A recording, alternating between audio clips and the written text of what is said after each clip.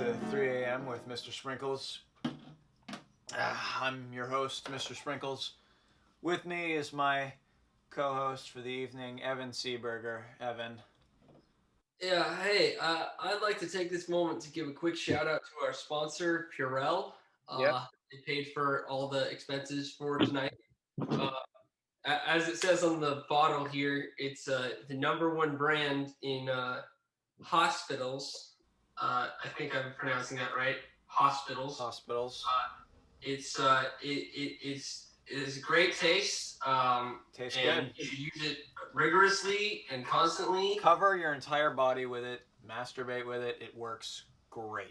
Be afraid at all times of germs. I myself use Purell about 75 times an hour just to make sure that I'm purified Purell.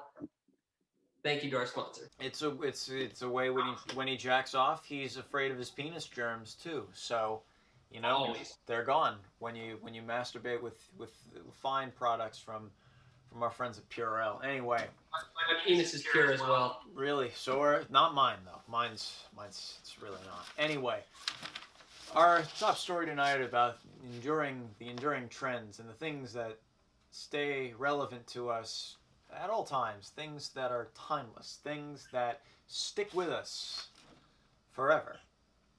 Here to talk about that is our good friend Jared Danger, the world's biggest Limp Bizkit fan, and we're going to talk about the biz. Jared. Nookie, come on, so you can take that cookie and stick it up your yeah, stick it up your yeah, stick it up your yeah, stick it up your yeah. Now, Jared, why don't you tell us all about your memories of Woodstock 99? Oh, dude, fuck, that was a wild time, man. Oh, yeah. So I'm sitting there, I'm strapped to my dad's backpack. We go in the bathroom, I climb down, because, you got to come in with your little kid when he pees, right? And then this fucking chick comes up and she's like, hey, bros, you want some fucking acid? So I'm standing there and I fucking drop acid in this porta potty, a Woodstock 99, and I just saw the whole biscuit set. My mind's like exploded already. And I'm just sitting there and I'm just looking down, staring at this little kid shit I just took in the urinal. And dude, this shit's like kaleidoscoping here.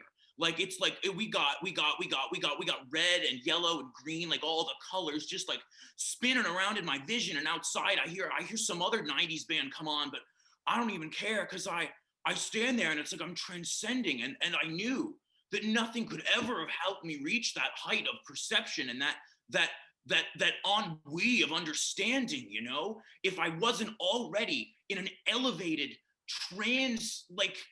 transcending post-human space from the psychedelic power of that biscuit set. Also, when I came outside, this chick had her tits out, and that was pretty cool. Now, have you ever listened to Limp Bizkit with Spanish subtitles on? We're talking about the enduring relevance of like a work in a medium, right? We need to talk about auteurism. Fred Durst is a fucking auteur, and what says auteur?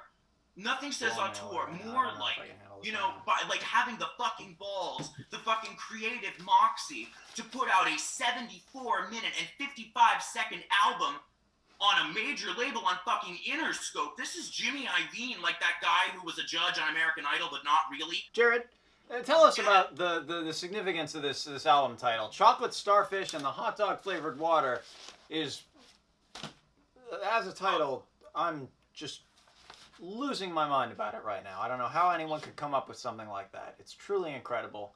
See, this is how I knew that I was born to be a biscuit fan from the beginning, because Chocolate Starfish is an anus. Nookie. It's all, dude, I did it all for the nookie. We all did it all for the nookie. So you, at home, can take that cookie and stick it up your yeah. Yeah. Stick it up your yeah. Yeah. Stick it up your yeah. Yeah.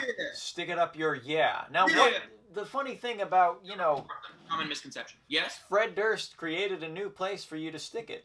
No one before Fred Durst ever said stick it up your yeah, or, fuck you in the yeah, or I'm gonna put my fist in your yeah. This wasn't a thing before Fred Durst came to us with this song, and now it is a thing. Now people are sticking it up their yeahs. The thing about The thing about Nookie is like fucking Nookie. It's about original sin, dude. It's cosmic.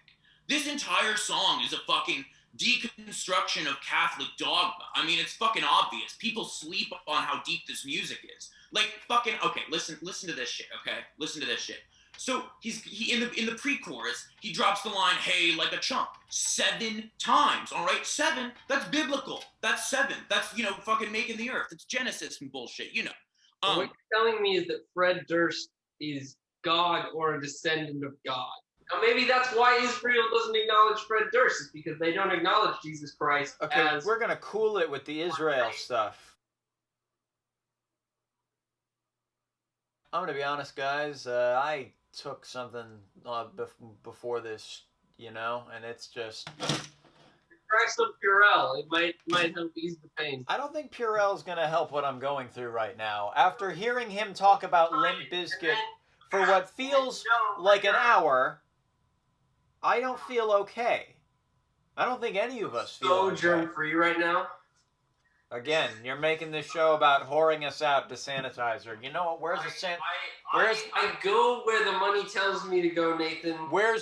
Somebody needs to fund this show and your drug habits. Where does the money? Why do I not know where the money goes?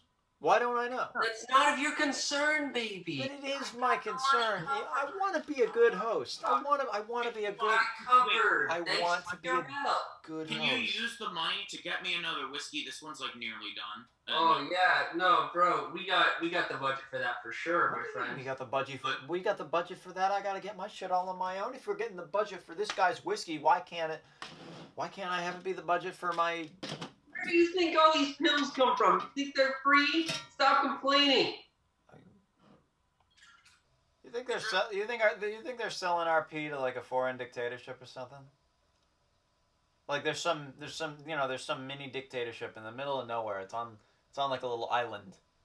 And when you pee in the toilet, they collect the pee in the toilet down at this this big there's like a big selling our pee. A big cup underneath each city. We're saying selling RP like No.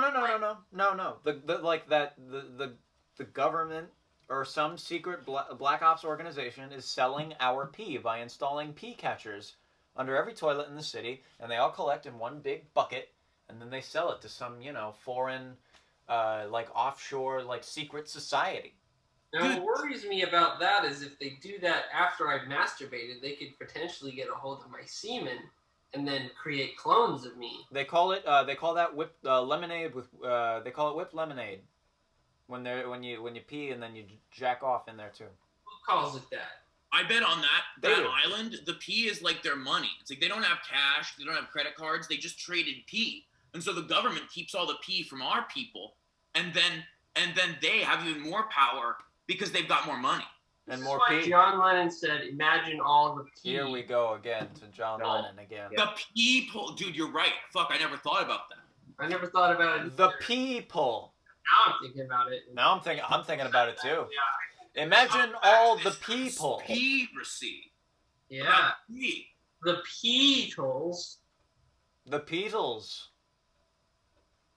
Paul McCartney. No, that Paul McCartney. Paul McCartney. Go to the bathroom star. Bilge Harrison. I don't get. Bilge is an old timey on that one, Jared. From like the fucking medieval era. Was the Bilge. He was in that one movie, Room, with Brie Larson. He was. He was a kid in that movie. It's fascinating how they did that with the CGI hologram. Oh yeah. He was also in Godzilla, I believe. He was Godzilla. We need more Purell. If Fred Durst asked you to die for your country, would you? Absolutely. Purell. Did Evan OD? I think he's okay. I mean, I've seen worse. I drank too much Purell.